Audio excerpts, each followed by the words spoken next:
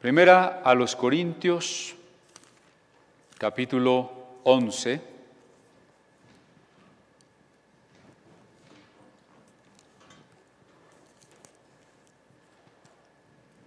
Primera a los Corintios, capítulo 11. Si alguien no tiene Biblia, allí hay en las banquitas, y si quieren ayudar a alguien a que encuentre el pasaje, por favor también ayúdenle. Y bueno, si no, miren aquí, lo tenemos en la proyección. Primera Corintios 11, 17. Leo del verso 17 al 21, que reflexionamos la reunión pasada. Al darles las siguientes instrucciones: no puedo elogiarlos, ya que sus reuniones traen más perjuicio que beneficio. En primer lugar, oigo decir que cuando se reúnen como iglesia, hay divisiones entre ustedes, y hasta cierto punto lo creo. Sin duda tiene que haber grupos sectarios entre ustedes, para que se demuestre quiénes cuentan con la aprobación de Dios. De hecho, cuando se reúnen ya no es para comer la cena del Señor, porque cada uno se adelanta a comer su propia cena, de manera que unos se quedan con hambre mientras otros se emborrachan. Hasta allí estuvimos estudiando el domingo pasado. Podríamos decir en un sentido que el tema de esta perícopa, de este pasaje, es la cena del Señor. Pero no lo es sin más ni más, sin una razón. Hay un contexto inmediato, y ese contexto es las divisiones. Aquí Pablo dice: oigo que hay entre ustedes divisiones. El contexto es también del capítulo 11 hasta el 14, las reuniones de la iglesia. Y el gran marco que pone la primera carta a los Corintios es el tema del cuerpo. Tanto el tema del cuerpo de Cristo, es decir, en su carácter colectivo, como el cuerpo individual, cada uno de nosotros. No debemos perder de vista este asunto de la Cena del Señor. ¿Por qué tratar el asunto de la Cena del Señor bajo el recuerdo o la advertencia de que hay divisiones? Pues porque también a esta acción o este símbolo que llamamos Cena del Señor, partimiento del pan, o Eucaristía, se le ha llamado bueno, y charis, regalo, el buen regalo, se le llama también la Santa Comunión. Comunión quiere decir que estamos en un alma, en un pensamiento, en un sentir, entre nosotros, unos con otros, y nosotros también con Cristo. Por eso se le llama Santa Comunión. Y esa es la razón por la que se toca en relación con el problema de las divisiones. Y también se tocó en un capítulo anterior, en el capítulo 10, en relación con la mesa de los demonios y la mesa del Señor. ¿Ustedes lo recuerdan? A partir del siglo II, el partimiento del pan se va a empezar a llamar también sacrificio. Se le va a empezar a dar una importancia ritual cada vez mayor. Ya en los escritos de Ignacio de Antioquía, del segundo siglo de la era cristiana, se dice que es el obispo quien tiene que presidir la asamblea, y en las cartas de Clemente de Roma se habla de un solo altar y de un solo obispo.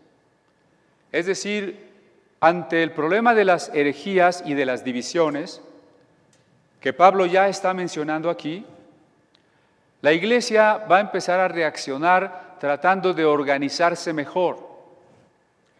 El problema no es organizarse mejor, eso es bueno. El problema es cuando la institucionalidad sustituye a la comunión. Los lazos institucionales no deberían de ser más que la expresión de la vida de comunión. Pero cuando la comunión se ha perdido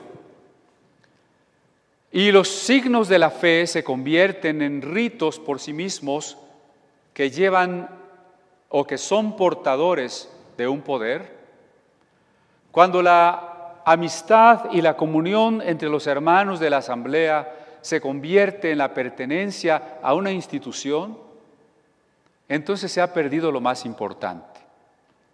La cena del Señor fue siendo elevada cada vez más por sí sola, fuera de la comunión entre los creyentes, a la calidad de un rito muy especial. Y así vamos a llegar al siglo XII con Santo Tomás de Aquino, cuando va a quedar definida la doctrina de la transubstanciación, es decir, de que el pan y el vino se convierten en cuerpo y en sangre de Cristo. Pero esta discusión, quede claro solamente una cosa, es posterior al primer siglo de la era cristiana. En el primer siglo de la era cristiana, es decir, en el tiempo en que se escribe el Nuevo Testamento, y en los pasajes que tenemos del Nuevo Testamento, ese tipo de discusión no existe. No hay tal sugerencia. Por eso he querido explicar primero que el contexto para hablar del partimiento del pan es la asamblea, es la comunión. Regresemos, por favor, un momento al capítulo 10.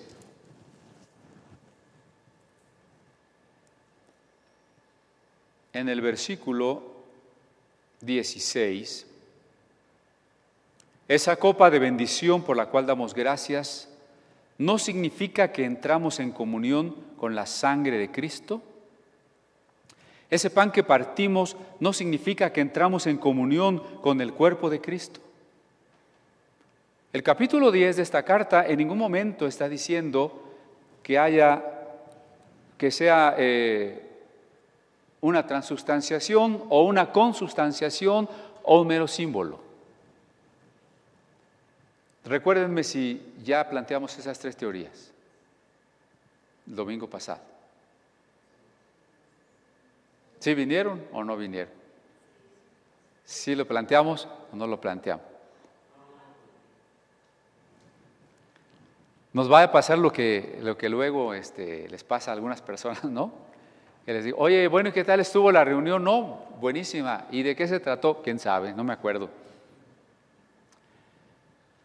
Pablo está diciendo que la copa es entrar en comunión, tener comunión con la sangre, el cuerpo de Cristo. Pero la sangre y el cuerpo de Cristo no están separados de Cristo, por tanto es tener comunión con Cristo. Cuando dice en el verso siguiente, hay un solo pan del cual todos participamos, por eso aunque somos muchos, formamos un solo cuerpo. En el versículo 21 dice, no pueden beber de la copa del Señor y también de la copa de los demonios. No pueden participar de la mesa del Señor y también de la mesa de los demonios. Cuando Pablo está diciendo que no se debe comer de la mesa de los demonios, acuérdense que no es que la comida esté endemoniada. Cuando vimos esos capítulos, creo que ya nos quedó claro que la comida la vamos a comer sin problema, ¿no? Y que los ídolos, en tanto que objetos, no son nada. ¿Qué es entonces sentarse a la mesa de los demonios y tener comunión con los demonios? Recuerden que en la Biblia la comida es pacto. La comida es amistad. La comida es mutua aceptación. Por tanto, participar de una comida cúltica, ritual, religiosa, es o implica la aceptación y la participación de esas ideas, de esas enseñanzas, de esa forma de vida. Participar en los banquetes en honor a los ídolos es tener comunión con los demonios. Pero noten ustedes, y este es el punto, que ese bistec que alguien se come en una fiesta pagana no se va a convertir en la carne de ese Dios. ¿Estamos de acuerdo? Nada de lo que se va a servir en esa mesa de esa religión que adora a dioses falsos se va a convertir en la carne de esos dioses falsos. Y sin embargo, Pablo habla de estar en comunión con los demonios. Es decir, estar en comunión con lo que las cosas implican no significa que las cosas se tengan que transformar. Yo no sé si están viendo para dónde camino. Porque el problema de la Santa Cena se ha centrado en los elementos. Aquí tenemos todavía parte de los elementos que quedaron de los hermanos que no llegaron temprano. El problema ha sido si este pan y este vino, ¿qué son? Después de orar por ellos, ¿en qué se convierten? ¿Qué poder adquieren? Ese es el problema que siempre se ha discutido, ¿no? Y ahí es donde están muchas respuestas diferentes, pero fundamentalmente tres. La respuesta católica a partir del siglo XIII, lo dejo claro, no es la respuesta de la Iglesia Católica siempre, sino a partir del siglo XIII. La respuesta de la Iglesia Luterana a partir del siglo XVI. Y la respuesta de la Reforma Calvinista también a partir del siglo XVI. ¿Cuál es la respuesta católica en el momento en que oramos por el pan? El pan deja de ser pan y se convierte en cuerpo de Cristo.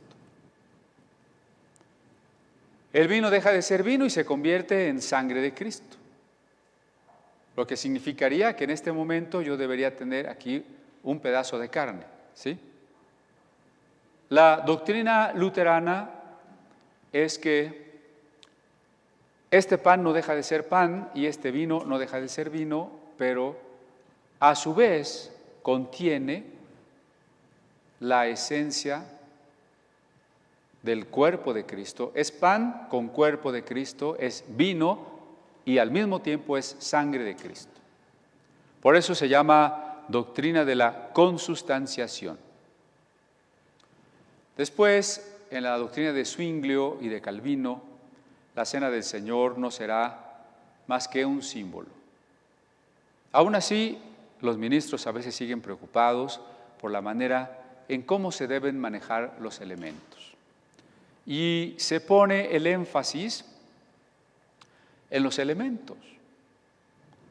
Normalmente se pone una mesa muy bonita, con un mantel, con unas copas muy elegantes, y entonces se hace un llamado a participar de la cena del Señor. Ya Pablo había dicho que nos examinemos antes de participar. También en un documento de fines del primer siglo que se llamó la Didaché de los Apóstoles, se dice que estemos en oración y confesión de pecados antes de participar de la cena del Señor. Pero después de eso, la mayoría de las iglesias nos imparte el pan y el vino no como un acto de comunión entre nosotros. ¿Por qué?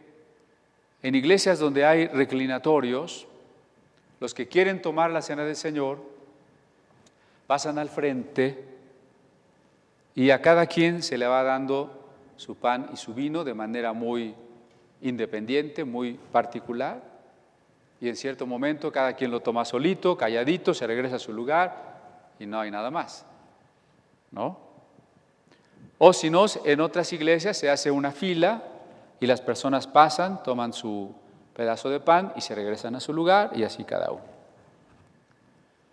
Pero si estamos hablando de una cena y de una comunión, por eso me regresé al capítulo 10, porque quiero que quede bien claro ese hecho de que es una comunión.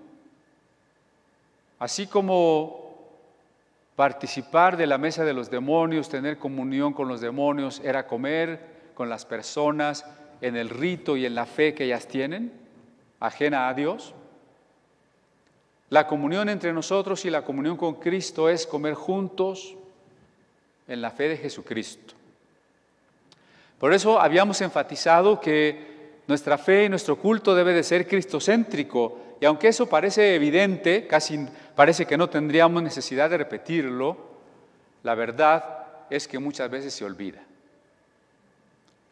Debe ser cristocéntrico.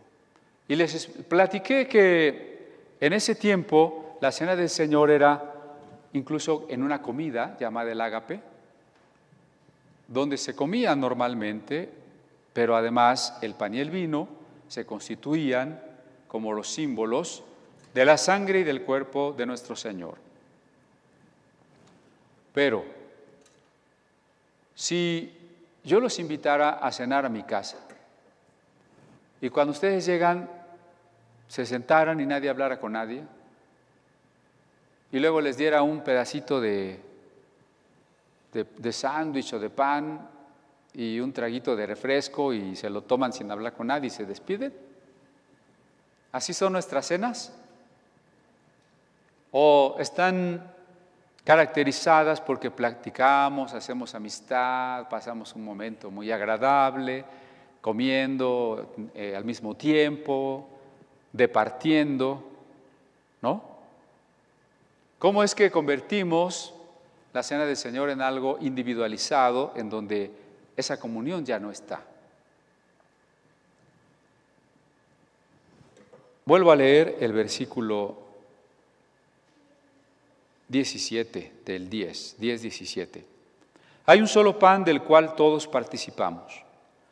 Por eso, aunque somos muchos, formamos un solo cuerpo. De acuerdo con el capítulo 10, verso 17 que acabo de leer, ¿qué o quién es el cuerpo de Cristo?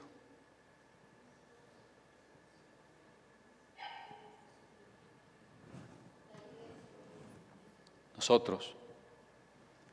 La pregunta de si el pan se convierte en carne o el pan sigue siendo pan pero también tiene la carne o cualquier otra pregunta parecida está un poco fuera de lugar, porque aquí queda claro que el cuerpo de Cristo somos nosotros. La carta a los Corintios, la primera y también la segunda, deja claro que el templo del Espíritu somos nosotros. Si el cristianismo terminó con la idea, pudo superar la idea de que Dios vivía en un templo sagrado, edificado allá en Jerusalén. El cristianismo terminó con esa idea, ¿sí o no? Tendría que haber terminado. Acuérdense que el primer mártir cristiano llamado Esteban murió por eso, porque dijo: Dios no habita en templos hechos de manos. El cristiano sabe que Dios es omnipresente y que Cristo, su Señor, vive en él, en el creyente. Si hemos entendido que el templo no es una cosa física, sino los creyentes, ¿por qué nos ha costado tanto trabajo entender que el cuerpo de Cristo no es tampoco un objeto físico, en este caso un pan, sino los creyentes? Una vez que nosotros dejemos sentado perfectamente que el cuerpo de Cristo somos los creyentes, capítulos 12, 13 y 14 de Corintios, lo va a reiterar constantemente. Nosotros somos el cuerpo, todos somos miembros del cuerpo, miembros los unos de los otros. Cristo es la cabeza, la carta a los Efesios. El cuerpo de Cristo somos los creyentes, no el pan. Y la cena del Señor no se tomaba como un rito institucional, sino como una comunión. Si nosotros dejamos eso en la base, podemos trascender esas discusiones y encontrar el significado que nos da el Nuevo Testamento. No es fácil. Yo no sé si ustedes sepan que Casiodoro de Reina, quien tradujo la Biblia por primera vez completa al castellano, tuvo muchas persecuciones, entre otras razones, por este tema. Casiodoro era un monje de la Orden de San Jerónimo, un monje que profesaba en un convento que está a las afueras de Sevilla, en España, un monasterio a donde llegó la palabra de Dios a través del Nuevo Testamento, que Juan Pérez de Pineda había traducido al español en Ámsterdam. Cuando la Inquisición se enteró y vino para prender a los monjes, algunos de ellos escaparon. Otros fueron quemados en 1602, si no mal recuerdo.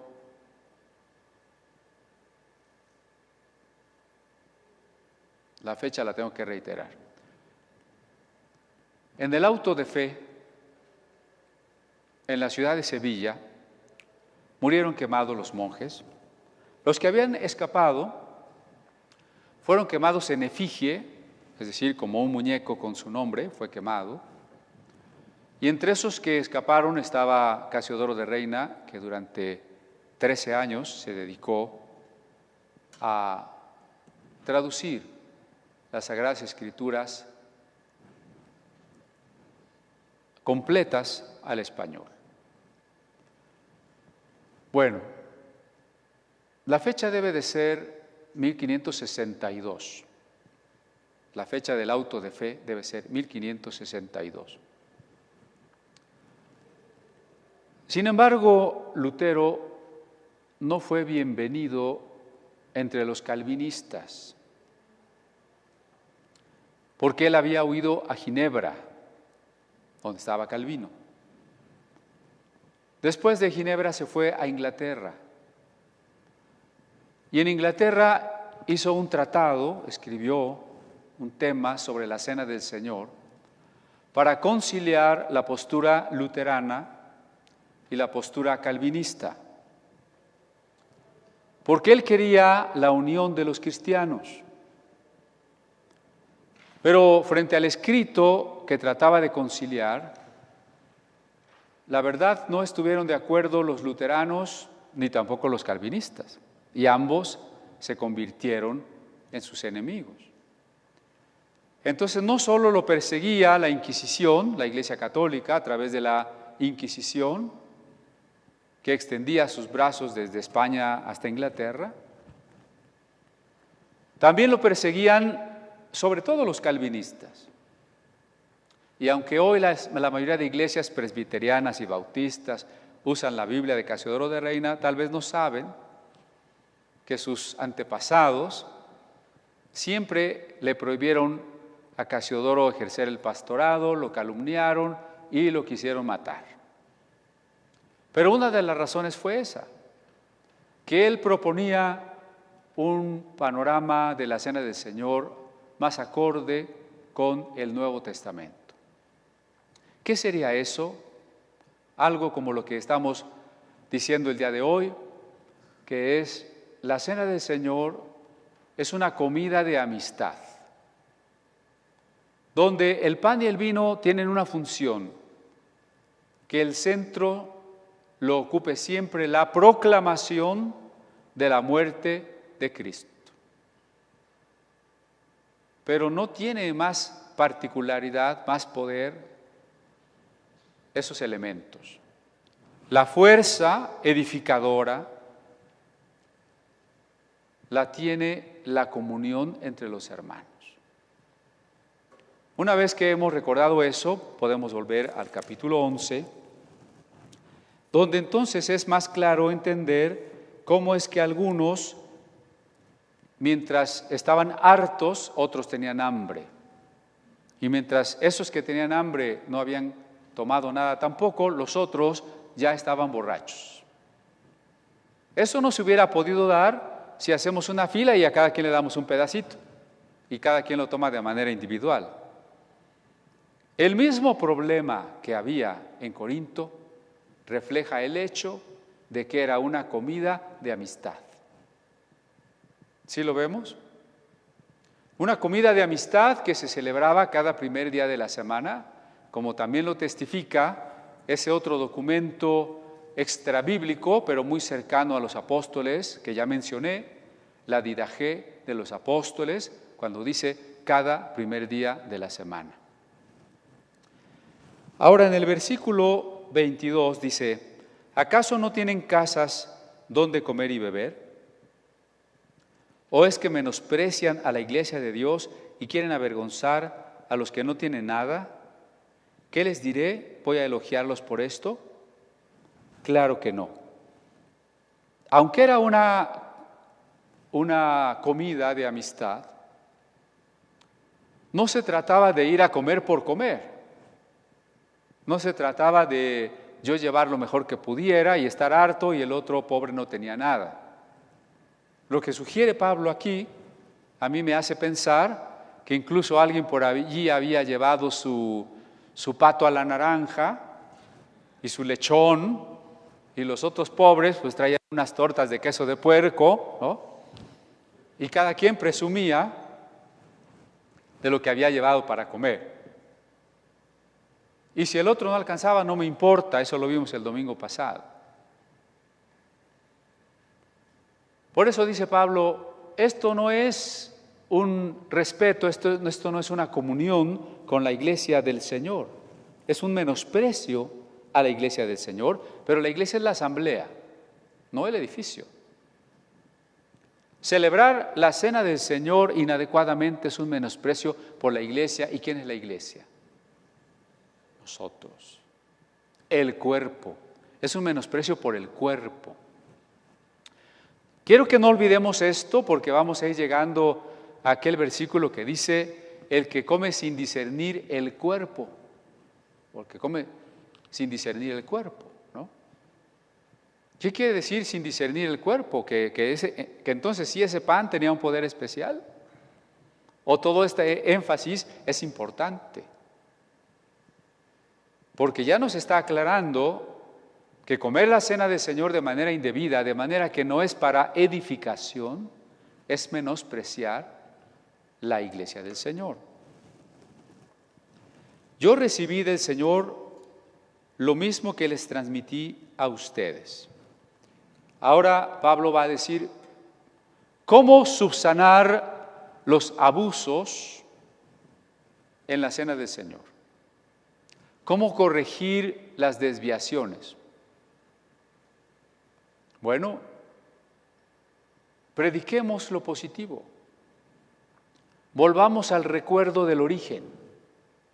¿Cómo fue?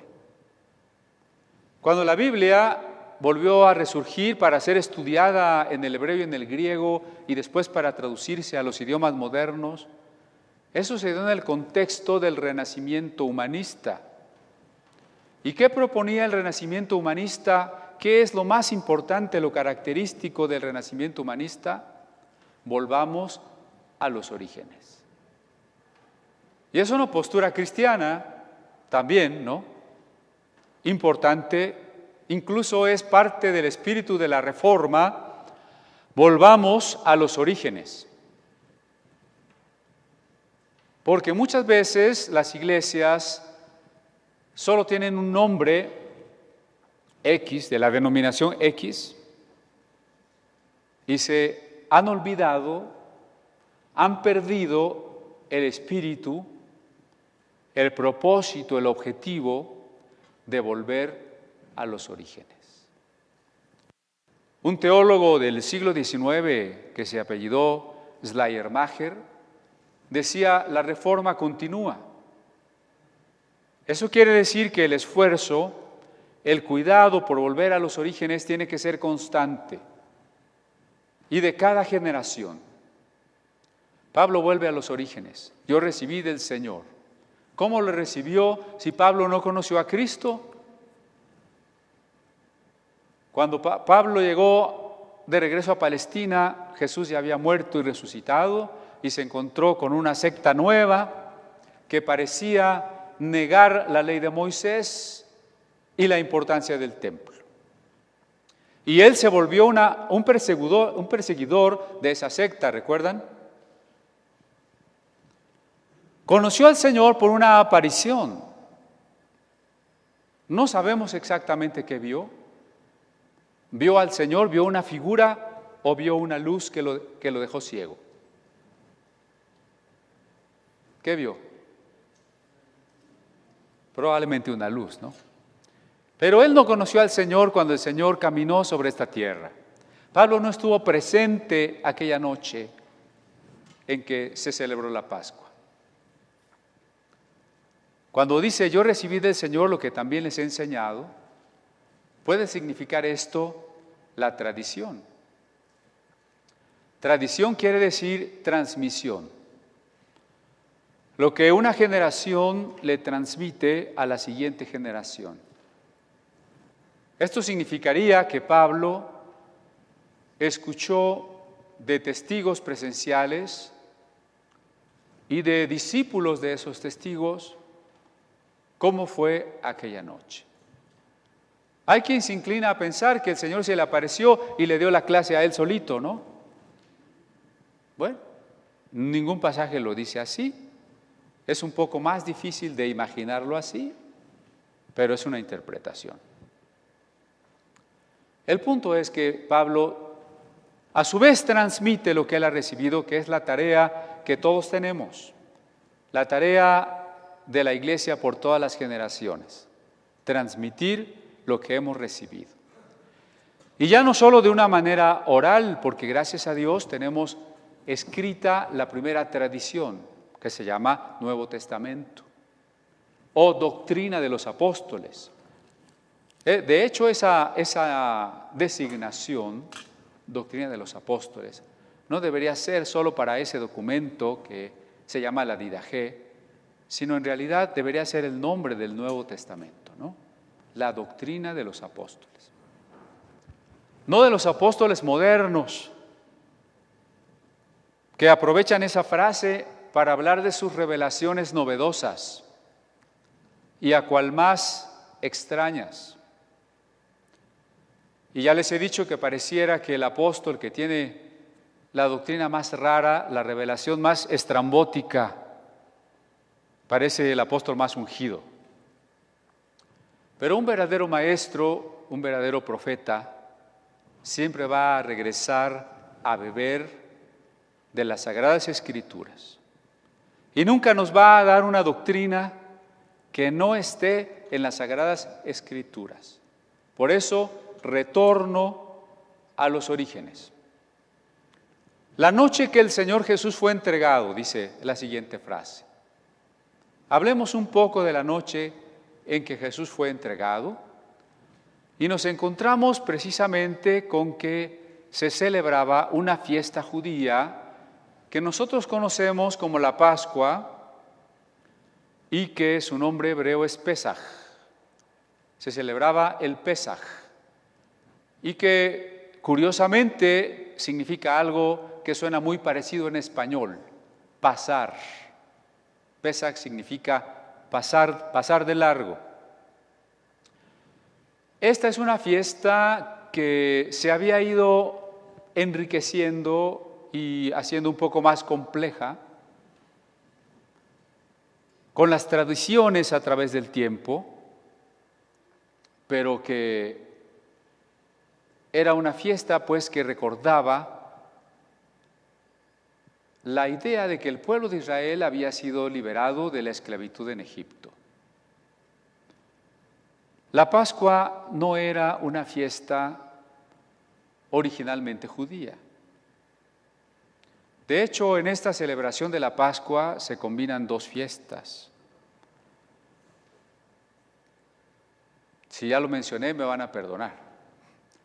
La fiesta pastoril del cordero, que se tiene que matar, y la fiesta agrícola de los panes sin levadura. Estas dos fiestas ya se celebraban en Canaán antes de la llegada de los hebreos. Pero eran fiestas de pueblos o de costumbres mutuamente excluyentes, porque la sociedad pastoril no es la sociedad agrícola. Los pastores tienen que andar de un lugar a otro y los que siembran tienen que quedarse en el mismo lugar.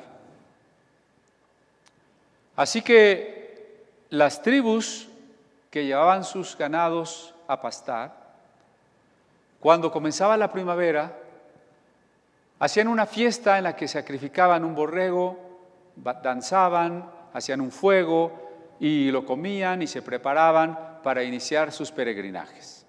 Obviamente, con la invocación de la protección de sus dioses. Por el contrario, los pueblos agrícolas, también con la aparición de los primeros granos de la cosecha, hacían una fiesta de primavera que va a dar después lugar a la fiesta de los panes sin levadura. Pongámonos a pensar en esto porque los rabinos la van a atribuir a una festividad que se inició en la esclavitud en Egipto. Pero cuando los hebreos eran esclavos en Egipto, no sembraban trigo, eran esclavos.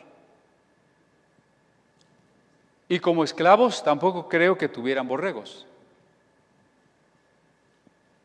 Es decir, cada familia tómase un cordero. Los corderos necesitan alimentarse y necesitan llevarse a pasear y en un pueblo esclavo donde el trabajo se intensificó desde el amanecer hasta el anochecer, no entiendo cómo eran pueblos pastores. Claro que aquí van a surgir interrogaciones, ¿no? ¿Qué está diciendo, hermano? ¿Que en la Biblia no está muy exacta la cosa? No estoy diciendo eso. Lo que hay que recordar es que en la Biblia tenemos historias muy parecidas a las que tuvieron otros pueblos, pero incluso con anterioridad. Esto que estoy diciendo casi parece que lo dijera alguien que no cree. Pero va a ser un problema si usted se enfrenta efectivamente con alguien que no cree y le dice, oye, fíjate que la Biblia repite relatos más antiguos. Es una copia, le va a decir algún crítico. La Biblia es una copia de otros relatos. Mejor que lo planteemos aquí y lo resolvamos aquí. ¿O no le parece bien? ¿O prefiere resolverlo allá con los incrédulos? Yo creo que no. Un ejemplo. Si la Biblia habla de la creación del mundo y de la creación del hombre,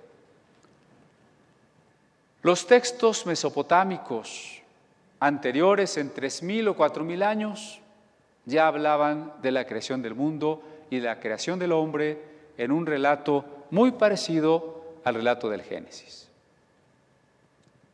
Se llama, o el documento se conoce a partir de las tablillas cuneiformes con el nombre de Enuma Elish. Si la Biblia habla de un diluvio, tenemos también relatos de la cultura sumeria y de la cultura acádica de diluvios. Solo que ahí los personajes se llaman Atrahasis o Gilgamesh. pero son anteriores a la Biblia. Cuando los hebreos nos hablan de una torre de Babel que encontraron en la llanura de Sinar, hacía muchísimos siglos que los habitantes de la llanura de Sinar ya habían construido ese templo, porque era un templo. Si nosotros leemos el Salmo 104 y leemos el himno egipcio que se escribió en honor al dios Akenatón, vamos a ver que son prácticamente paralelos. Si leemos el Código de Santidad a partir de Levítico 17, vamos a encontrar que es prácticamente un paralelismo, una copia de los códigos de Hammurabi. ¿Quiere decir eso entonces que la Biblia es una copia? Tenemos que preguntarnos eso. Y de hecho no lo es. Pero tiene cosas en común. La Biblia tiene cosas en común con las culturas donde se escribió, con las culturas vecinas de la época en que se escribió. Y no puede ser de otra manera. Le voy a poner un ejemplo muy sencillo. ¿Cuántos de ustedes aquí suponen que la Tierra es redonda? Lo mismo que los incrédulos. Entonces ustedes son los incrédulos copiones. ¿Será que el hecho de compartir la cultura, creyentes y no creyentes, afecta los asuntos de la fe? ¿O es necesario e incluso es natural, socialmente hablando, que todos los habitantes de una época, de cierta región, compartamos ciertas cosas? ¿O no? Nosotros podemos deleitarnos al ver un documental sobre las galaxias, los hoyos negros, el origen del universo. Y podemos tener en común algunas de esas teorías u observaciones con los creyentes o los no creyentes, porque no es un asunto de fe, es un asunto de ciencia. Pero nosotros tenemos algo más, porque el que no cree solo se puede limitar a la descripción de cómo es el universo. Pero frente a la pregunta más profunda de quién lo hizo, por qué es así y para qué lo hizo, ya no tiene respuesta. Respuesta que nosotros, aunque no seamos astrónomos, sí tenemos, ¿o no? Entonces, aunque la Biblia comparta muchos relatos, costumbres y creencias culturales y cosmogónicas con los pueblos de su época,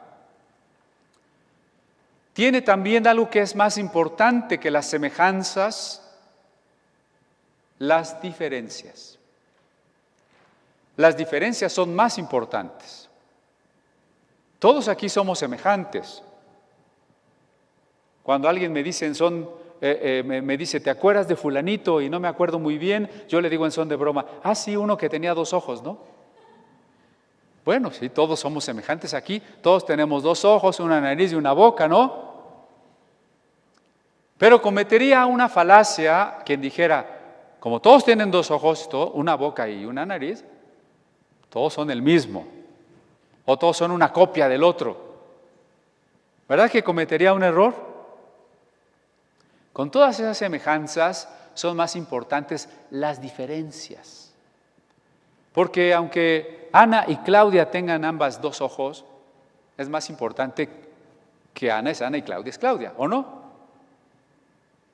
Entonces, lo que la Biblia tiene de particular, lo que la distingue de las creencias y las costumbres de los pueblos, es como a través de la inspiración del Espíritu Santo, los escritores bíblicos transforman esos elementos para un mensaje eterno, para un mensaje trascendente.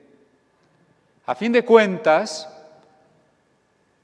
el mensaje del cristianismo es que la nueva creación ha irrumpido en esta realidad. Esta nueva creación que Dios ha traído a través de Cristo se ha introyectado en esta vieja creación. Por eso es que aunque muchas de estas cosas hayan sido antes costumbres o nombres de otros pueblos o incluso de otras religiones, cuando a través de la inspiración del Espíritu Santo se da un nuevo sentido a las cosas, cuando la nueva creación irrumpe para vivificar las cosas viejas, entonces tenemos que las diferencias son más importantes. Y entonces los hebreos le dieron a estas fiestas, en primer lugar, una unidad, y prácticamente quedaron en las mismas fechas la Pascua y los panes sin levadura. Pero además les dieron un nuevo sentido.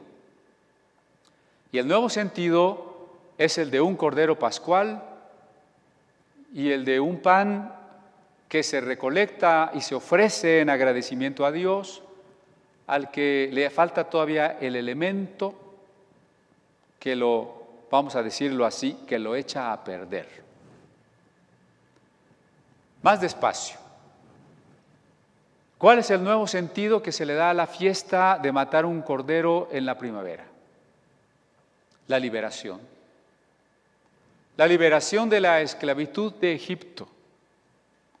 Las tribus confederadas hebreas, o Jabirú quiere decir beduinos, del desierto, que se confederaron para la conquista de Canaán, tenían que construir una historia común, un pasado común.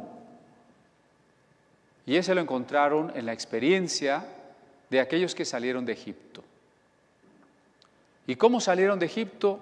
Pues a través de una serie de plagas que el Señor mandó. Plagas de las cuales ellos, como pueblo escogido, fueron liberados. A través de un sacrificio. La idea de los sacrificios era ya muy antigua.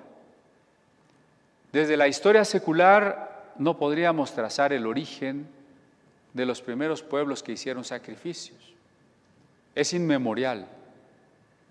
Y desde la Biblia ya se habla de Abel haciendo un sacrificio, y antes de Abel, Dios mismo, cuando viste de pieles de animales a Adán y Eva. Los sacrificios han tenido dos significados fundamentales. En los pueblos paganos, la idea es satisfacer, contentar al Dios, volverlo propicio para que nos dé aquello que estamos necesitando, para que no esté enojado con nosotros, podamos aplacar su ira y de esa manera pueda llover o se detenga la plaga o la tierra pueda fructificar. Es una especie de trato de cambio con el que queremos comprometer a los dioses para que nos den cosas, ¿no? En la Biblia el énfasis se inclina hacia otro lado. El sacrificio tiene que ser el símbolo de una entrega total. No quiero los favores divinos, no supongo que con eso voy a hacer que ya no esté enojado, no supongo que con eso voy a comprar sus bendiciones. Es la misma diferencia que habría entre una iglesia que predica que cuando tú traes tu dinero, Dios te va a bendecir. Que si tú quieres las bendiciones de Dios, si tú quieres que Dios te bendiga abundantemente en tu vida, entonces hagas pacto con Él, trayendo dinero, y de esa manera siembres, y Dios va a estar obligado, conforme a sus promesas, a multiplicarte. Esa es una manera como se maneja. La otra es cuando se enseña ofrenda, porque tú eres generoso, tienes gratitud y quieres ofrendarte a Dios. Dar la ofrenda tiene que ser el símbolo de que nos ofrendamos a nosotros mismos. Si no es eso, no es una ofrenda grata. ¿Cuáles iglesias son las que están llenas? Las que nos hacen pensar que a través de la ofrenda que traemos vamos a conseguir la solución de nuestros problemas. Vamos a poder mover a Dios, convencer a Dios para que haga lo que nosotros queremos. ¿Verdad? El otro mensaje que no es tan popular es que no podemos manejar a Dios para que Él haga lo que nosotros queremos. Nosotros simplemente vamos a rendirle a Él nuestra vida. Hay una gran diferencia, ¿o no? Imagínese que su hijo viene y le dice: ay, papá, qué guapo estás, dame 100 pesos. Ese es el que adora o pide y ofrenda para que Dios le dé. ¿Qué tal que viene otro hijo y dice: papá, es que yo te quiero mucho y yo quiero siempre obedecerte? Y no está pidiendo nada. ¿Hay diferencia o no? ¿Qué tal si viene la novia o la esposa y le dice: ay, te quiero mucho, ¿por qué no me das un carro nuevo? La otra posición es la que dice: te quiero, ¿no? Hay carro, no hay carro, eso no importa. Pues es lo mismo. Pero entonces a este Cordero Pascual, que es una ofrenda, se le da el sentido, pues, de una entrega que va a representar una liberación. Hay que salir de la tierra de Egipto, de la esclavitud, para llegar a la montaña del Sinaí, donde Dios se va a casar con el pueblo. Yo no sé si usted ha visto, se ha fijado que Génesis, primer libro de la Biblia, solo existe en relación con el segundo libro de la Biblia, es decir, con Éxodo. Pensemos el Pentateuco como una montaña. La cumbre de la montaña es el Éxodo, especialmente el Sinaí. Sí, el Sinaí es una montaña, pero en mi ilustración teológica, el Sinaí también es una montaña, en el sentido de que el pacto de Dios con su pueblo, la boda de Jehová con Israel en el desierto, ese es el punto más alto del Pentateuco. Todo lo demás está en función de eso. Por eso Génesis es lo que nos explica antes de el pacto, cómo se llegó a ese pacto, y lo que está después es qué pasó después de ese pacto. Pero lo importante es el pacto. Así que con este Cordero Pascual, el pueblo dejaba de ser esclavo y podía ser libre para, fíjense, libre para. Yo creo que esta es una preposición que deberíamos añadir siempre a la palabra libertad. Yo soy libre o quiero ser libre, o digo que soy libre, ¿para qué? ¿Soy libre para faltar a la escuela? ¿Soy libre para emborracharme? ¿Soy libre para no trabajar? ¿Soy libre para qué? El pueblo era libre para ir al desierto, para experimentar el pacto, para recibir el pacto, el matrimonio de Dios con su pueblo. Por eso el Cordero Pascual es tan importante, porque es el que nos permite salir de la esclavitud. En la tradición judía posterior se planteó que esta fiesta se celebrara cada año. Por muchas generaciones los hebreos no la celebraron. Cuando nosotros llegamos a los tiempos de Josías, vamos a ver que parte de la queja es el pueblo tiene muchos años de no celebrar la Pascua. Vamos a celebrar la Pascua. Tras el cautiverio babilónico, celebrar las fiestas y las costumbres judías se volvió clave, se volvió muy importante para mantener la identidad como pueblo judío, la unidad, y no ser asimilado y perderse, deshacerse entre las culturas y las religiones aledañas. Fue muy importante. Cuando el Señor Jesús murió, era precisamente la fiesta de la Pascua. Y cuando Jesús fue aquella noche al cenáculo, es decir, una casa donde le prestaron un segundo piso o un primer piso, y allí había una mesa, probablemente como se acostumbraban las mesas, más redondas, o hemiciclos, como hemiciclos. Allí tomó el Señor, ahí comió la Pascua judía. A veces perdemos de vista eso, ¿no? Para muchas personas que no conocen de estas cosas, hay una distancia muy lejana entre la misa, la Eucaristía y la Pascua judía. Es como si hubiera un mundo de diferencia. La verdad es que el antecedente de lo que llamamos la Cena del Señor, pues es una fiesta judía que es la cena del Cordero Pascual. ¿Sí? Ahora bien, no debemos idolatrar las fiestas judías. Hoy hay una tendencia de muchos cristianos para judaizar, para quererse regresar a todo lo judío, a todo lo de Moisés.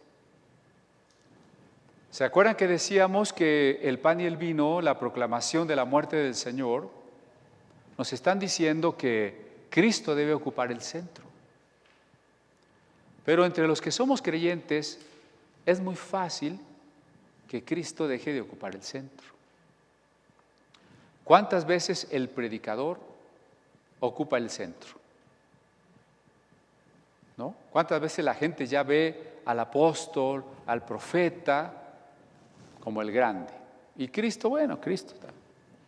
Pues claro que creemos en Cristo, pero el apóstol es el bueno, ¿no? Idolatramos a los ministros. O idolatramos nuestros lugares de reunión. Claro que creemos en Cristo, pero esta es la casa del Señor, entra de puntitas y no hables. O idolatramos las fiestas, las judías o las cristianas, ¿no? La Navidad, la Semana Santa, la Pascua, tabernáculos, Rosh Hashanah, etc. O idolatramos los idiomas. Para los arameos o para los sirios, el arameo es idioma divino. Para la Iglesia Ortodoxa griega, el griego es idioma divino. Para la Iglesia Católica lo es el latín. Para los hinduistas lo es el sánscrito. Y para los hebreos el hebreo es la lengua eterna. Tengamos cuidado con idolatrar. Nada tenemos que idolatrar. Cristo es el centro. Por tanto, cuando analizamos la Pascua, no es para darle la importancia como rito, como fiesta, ni siquiera para volver a ella y para darle un carácter mágico o sacro que no tiene. No es un tiempo sagrado como lo son las fiestas en las religiones paganas. Son fechas del calendario, momentos especiales donde parece que la puerta de lo sagrado, de lo celestial, se abre para que los hombres podamos tener acceso, como lo es para el mexicano el 1 y 2 de noviembre. El 1 y 2 de noviembre se abren las puertas espirituales del más allá para que nuestros familiares puedan venir a visitarnos y podamos comer con ellos, ¿no? Yo no lo estoy diciendo, no, ya me está viendo con cara de, ahora sí que está. Estoy describiendo que las fiestas para la gente son tiempos sagrados, pero que el cristianismo ha trascendido eso. La fiesta no es más que rito, que en todo caso señala hacia algo mayor y para nosotros ese algo mayor siempre es Cristo, simplemente Cristo. ¿Cómo más o menos se celebraba una cena de Pascua en los tiempos de Cristo? Bueno, primero, se podía comer recostado, a diferencia de la primera Pascua. La primera Pascua, según Éxodo capítulo 12, se tuvo que comer de pie y apresuradamente y con la ropa de viaje puesta, diríamos que con las maletas en la mano, porque inmediatamente después de la cena hay que salir. lo que se establece en una tipología muy interesante para el creyente. Comer a Cristo o comer el Cordero es comer a Cristo.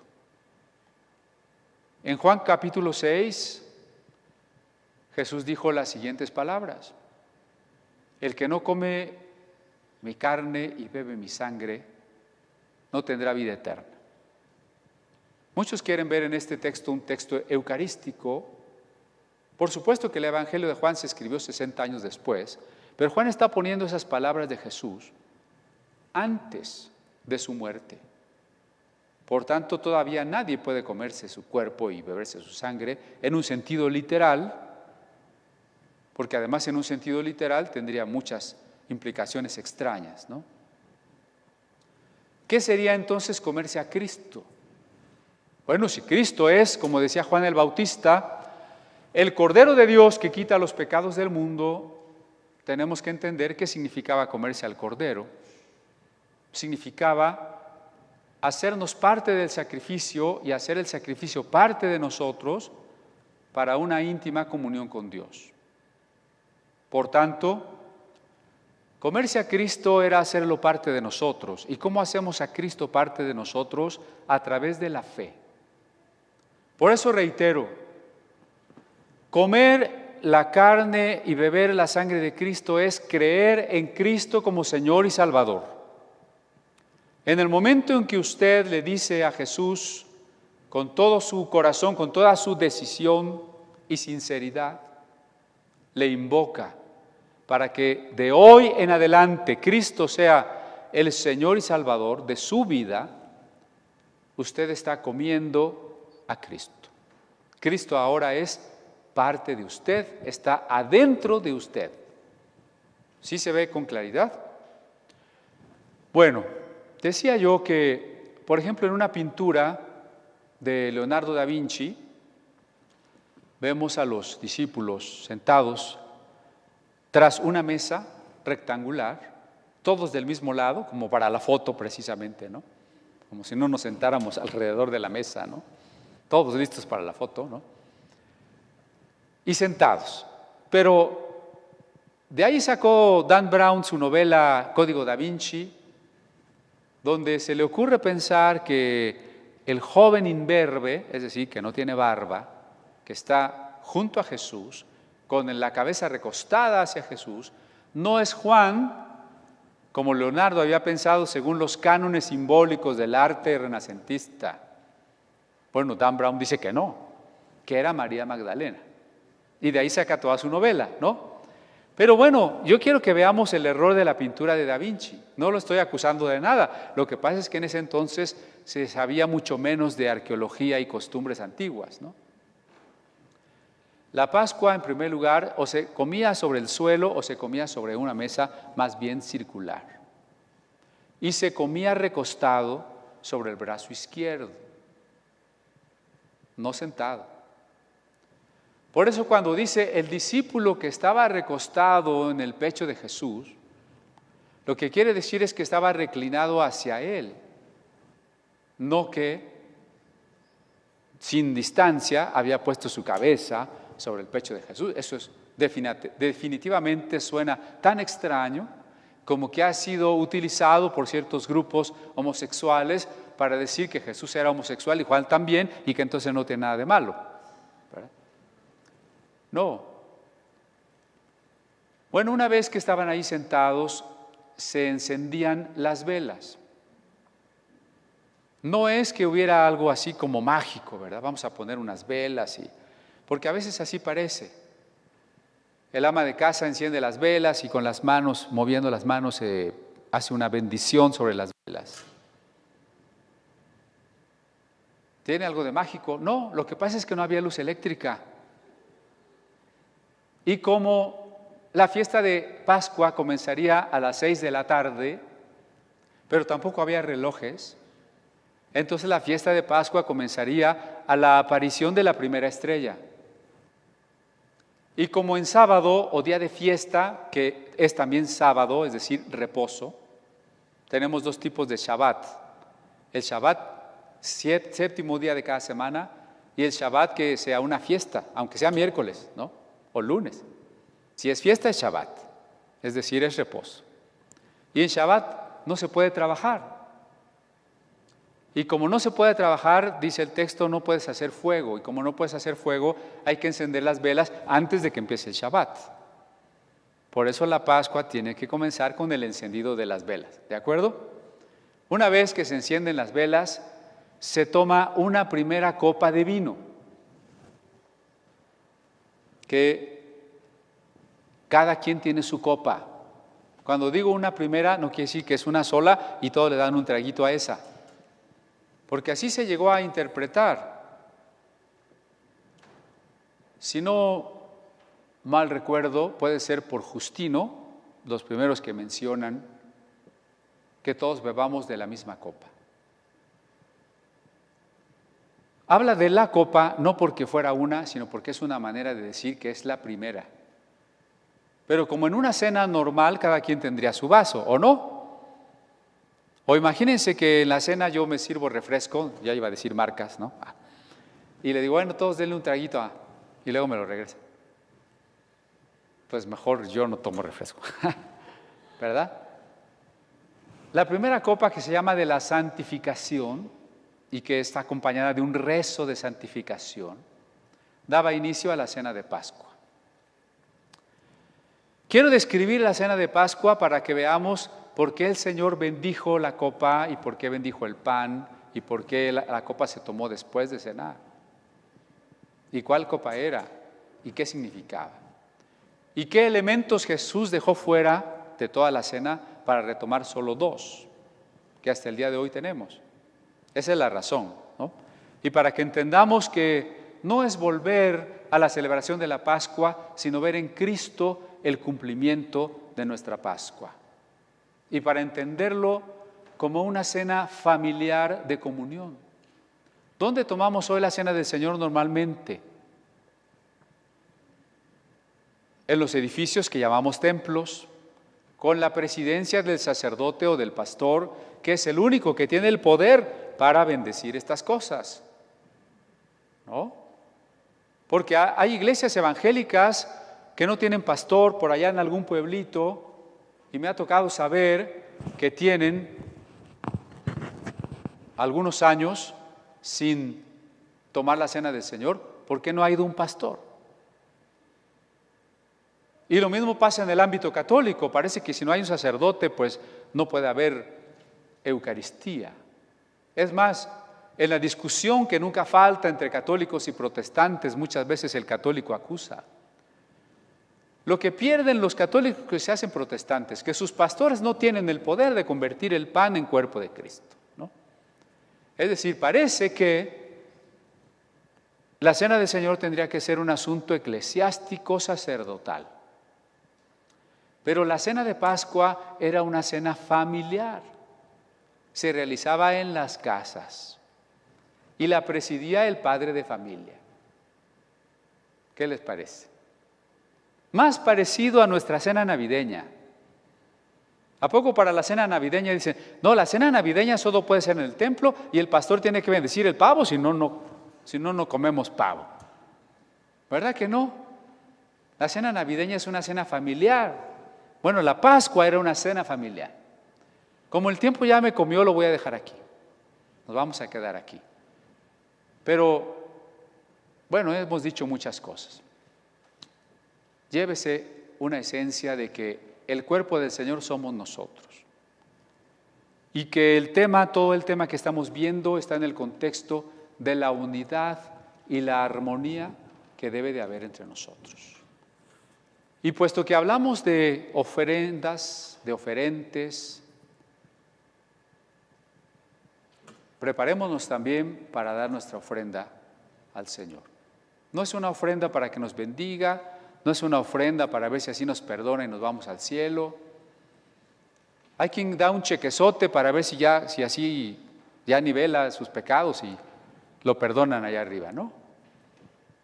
Lo único que nos perdona es el amor de Dios. Perdonados ya estamos, ¿no? Tenemos que aceptar ese perdón.